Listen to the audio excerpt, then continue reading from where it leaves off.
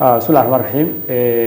في كوبان هدي عن ديمقراطية بنتلان وجو رحمه يعني قاد كذي سيد بنتلان مركي الأساسي 1998 وح أراكرنا واحد ديمقراطية كسر بالعمتي سلو وقت جاس أساس كذي ويكون لا أحد لو واحد ديمقراطية بيس وها يا السمية مركي واحد السمية إن لقالي دورش الديمقراطية لقالي أو بلو جيبا دورش وصن دورش مقدية بدن حرينا يا إنسان هاينه doorasho caadi ah la galay iyadoo raalli la iska yahay waxyaabo laga yaabo in iska jireen laakiin boqolkiiba 90 doorasho la isku raacsan yahay oo dadku si dimuqraadi ah u dhacday in la galay qodobka labaad wuxuu ahaa in xeerar adag la sameeyo waqtigaas oo xeerarka la sameeyay laftigooda ay dhigayeen in 3 sano doorashadan ku xigta ama 3 sano kadib gudaheed in la gaaro doorasho dimuqraadi ah mataqaana wax la gaaro waxa kale oo dimuqraadiyadda markaba hana qaadi oo hirgashay ahayd in 4 sano kasta 8 January ay doorasho dhacdo markii 4 sano laga soo wareego dawladda dastuur marka la saxiixay dastuur 5 sano laga dhigay oo ilaa iyo hadda 5 sano oo kasta ay dhacdo doorasho dimuqraadi ah mataqaana way dhacdo dimuqraasi taas oo dimuqraasi wax weyn oo maristada dimuqraasi la gaaray maalinna aysan ku darsamin Soomaaliya marka la eego doorashooyinka heer federaal heer maamul goboleedna ma jirto hal meel way waqtiga ku dhacdo jamhuuriyadda Soomaaliya ma taqaana wax jiray ama gudaha Soomaaliya oo ma taqaana wax dulka Soomaaliya degto dhanba ma jirto meel kale oo maalin doorasho oo aastaysan ay jirto taas oo dimuqraadiyadda wax way ka tareysay inta la waxa weeyo madaxweyne kasto imaanayay wuxuu qaadayay tallaabooyin dhanka dimuqraadiyadda waxa ugu weynaa in la sameeyo xeerarka dimuqraadiyadda asalka ah oo Puntland intaan doorashooyinka dimuqraadiga ah oo dadku codeynayeen oo golayaasha deegaanka la gelin waxa la sameeyay xeer aad u badan oo dimuqraadiyadda u heelay waxa la sameeyay xeerka golayaasha deegaanka waxa la sameeyay xeerka maamulka degmooyinka waxa la sameeyay xeerka doorashooyinka golayaasha deegaanka waxa la sameeyay xeerka ururada siyaasadda waxa la sameeyay xeerkii guddiga doorashooyinka waxa la sameeyay xeer nidaamiyihii ka qaybgalka haweenka iyo bahalkii dumarka waxa la sameeyay xeerka maamulka dhaqaalaha ururada waxa la sameeyay habraaca korjoogteynta mataqaana doorashada waxa la sameeyay xeerka khilaafaadka ayaa la sameeyay waxa la sameeyay xeer aad u badan oo xeerka codbixiyaasha xeer aad u badan oo waxa la sameeyay dimuqraadiyadda bees ah oo dadka mataqaana waxa weeye hadii waxan hadal ka yimaado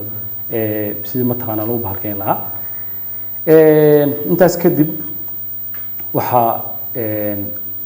la isku dayay markii ugu horeysay waqtigii dawladda Cabdiraxmaan Maxamed Farole oo madaxweynaha ahaa in la galo doorashadii ugu horeysay golayaasha deegaanka la galay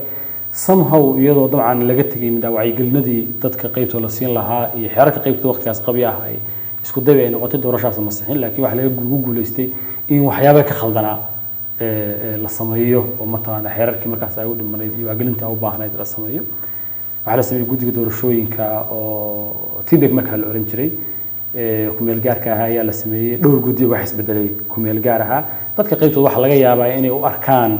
in guddiyada isbedelayay ay fashilmayeen qaybtood oo kuwa hore toomaada doorashooyinka aan qaban fashilmayeen laakiin wax weyn bay qabteen guddiyada shaqadooda waxa kamid ahayd xeerarka inay sameeyaan waxa kamid ahayd dastuurka Puntland ma taqaana wax weyn sameeyaan guddiga doorashada shaqadooda ahayd iyagana ma taqaana wax weeyo qabtay oo sameeyay ma taqaana dawladda inkastoo wasaaradda dastuurka markaas ay jireen oo wax badan la qabtay iyo guddiga dastuur iyo waxa soo dhaay jireen laakiin haddana iyaga shaqadaas qabanayay oo fatid gareynayay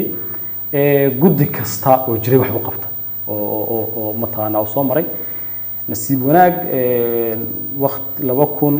2021 ayaa doorashadii ugu horeysay la qabtay oo guddiga waqtigaas jiray oo madaxweyne Saad Cabdullaahi Deni uu magacaabay ayaa doorashadii ugu horeysay golayaal deegaan ahayd qabtay 3 degmo oo bayrooda mataqaana way ka dhacday oo ayl qardho iyo ufeyn ahayd wax badan oo maadaama dadkan ay ugu horeysay doorasho dimuqraadi ah oo la galo dadkan reer Puntland ay ugu horeysay dadka inta badan hadda jira waqtiga dhalinyarada oo voteriska ugu badan codeynayay aysan doorasho soo gaarin waxa loogu talagalay in lagu ogaado laba wax lagu ogaado in lagu ogaado dadku waxyaabaha challenges ka iman kara oo caqabadaha mataqaana wax way iman kara oo laga dhaxshay degmooyinka waaweyn hadhow karto la galay inta badan si looga saxo qodob kale tan waxa uu ahaa in aynu ogaano maxaynu u baahanahay oo tusaale imisa codeeye ayaa hal seejo u baahan ku codayn kara imisa shaqaalaha ayay seejada u baahan tahay imisa qalaba ayaynu u baahannahay imisa waxaasoo dhan mataqaana in la ogaado waxaa mashruuc baylooda oo si fiican loogu guuleystay tijaamaha hordhac doorashooyin hordhac bay ahaayeen saddex degmo laga qabtay waxaa inoo soo baxay xisbiyo siyaasadeed baa inoo samaysmay sidoo kaleeto waxaanu ogaanay wax badan baynu ku ogaanay oo kuwa dambe lagu saxay dabeetna waxaanu qabanay doorashooyin heer kala dambeeyeen intii kaleeto ayaa doorashooyinka la qabtay taas oo dimuqraadiyadda Soomaaliya iyo tan Puntlandba wax weyn ku soo kordhisay waxa maanta mataqaana u diyaarsan Puntland u diyaarsan xisbiyo siyaasadeed oo rugn weyn oo dimuqraadiyadda kamid ah oo xisbiyo mucaarad ayaa jira oo degmooyinka qaybtood maayeera waxa weeye ka waxa fursad helay dad badan oo awal fursad heli jirin oo fursad mataqaana ay ku adkeyd inuu helay sidoo kale waxa inuu helnay hal door badan oo inuu ku dhex jiray oo awal siyaabo kale wax ku waayay jiray inay mataqaana wax weeye helaan marka dimuqraadiyaddu horumar ma aha nafteeda iyada nafteeda laakiin waa imkaaniyaad iyo wado lagu gaaro dowlad wanaaguna waa wado lagu gaaro horumarka lagu gaaro oo hada dimuqraadiyadda dal badan oo dimuqraadiya ayaa waxa weeye oo jiray oo jira oo horumarsan dimuqraadi ahay oo horumarsan iyo kuwa dimuqraadi aan horumarsan ma arkaysa marka dimuqraadiyadda wada lagu gaaro dowlad wanaagga wada lagu gaaro horumarka lagu yareeyo qalaasaha mataqaan inay qalaas dhacaan ama dadka qaybtiisa iska xaqooda inay helaan waxa iska jira mataqaan waxa weeye oo challenges ka tira badan challengeska ugu weyn wax kale oo iska sahal weeye laakiin waxa ugu weyn waxa weeye maadaama muddo dheer inuu ku dameysay dimuqraadiyadda inuu ku dameysay dadka reer Puntland oo Soomaaliyeed oo Puntland ay kamid tahay waxa ay nidaamka dawladeed oo hore ugu soo jirnay oo hore wax ugu dooran jirnay aad bay u dhibsadeen ama u naceen ama ay waysan uga dhaxarkayn horumarkooda badan uga dhaxarkayn dimuqraadiyaddan markii la gaaro dadku waxay filanayeen filasho aad u weyn bay qabeen oo ahayd in la gaari karo dadka codeynaya maalinta ay codka dhimanayaan maalinta ku xigtaba inay gacmaha malabka dari doonaan oo ay horumar weyn gaari doonaan waxa laga yaabaa inaysan ku xisaabtamayn waaqica jira oo imkaaniyaadka la haysto wax badan waxay la mid ahaayeen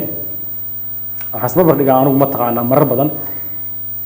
maalinta xorriyadda la qaatay xorriyadda aan qaadanayno 1960 Juun iyo July 1-deedii 60 Juun iyo July 1-deedii maalinta xorriyadda aan qaadanaynay dadka Soomaaliyeed rajada ay ka qabeen dowladnimadu inay soo kordhin doonto oo inay horumar maalinta wadooyin iyo adeegyo caafimaad iyo waxbarasho iyo wax badan oo lacag la'aan iyo horumar aad u weyn in la gaari doono maalinta doorashada ku xigtaba ayay dadku qabeen sidii oo kale dadkan waxay qabeen filasho la mid ah marka goortii waagi dambeeto ay gaari weynay dadku arki waayeen filashooyinkii waxyaabay sababay in ay soo degdegaan inqilaab ay qayb ka noqotay marka waxa jira marka cabsi challenge goona dadka waxa weeye dadku maadaama filashadooda aad u sareysay high expectation badan ay qabeen oo expectation-ka ay qabeen la waayay awalna aysan ku xisaabtamin waaqica aynu ku jirno iyo xaaladda aynu ku jirno dimuqraadiyaddu inay san wax weyn ka bedelayn laakiin wada fiican ay tahay inay doorashooyinka dambe caqabad ku noqoto dadku nidaam mataqaana ku keento wixii hore wax ku weynayo qof kasta uu isweydiiyo maxaa badan oo mataqaana ay soo kordhisay waxa kale doorashooyinku ku soo beegmay xilliyada walaasha la dooranayay xilli ay laba waxba ay gadaabsi mataqaana wax weyn noqdeen adduunyada dhaqaale xumo ka dhacay oo lacagii dibadda laga soo diri jiray ay iska yaraadeen jiilashii dibadda lacagta ka soo diri jiray mataqaana oo ay iska waxa weeyo meesha ka bixeen aan qaybna iska retire garoobeen dad Soomaali qurbaha joogtay iska say wallahi ay noqday say wallahi dadka gudaha jooga xiriirkooda iska yaraaday xilli ay hoos u dhacday lacagii laga soo diri jiray iyo qodobka labaad oo ahayd deeqiin heli jiray labadu ay yaraadeen marka wax weyn ayay ka dhintay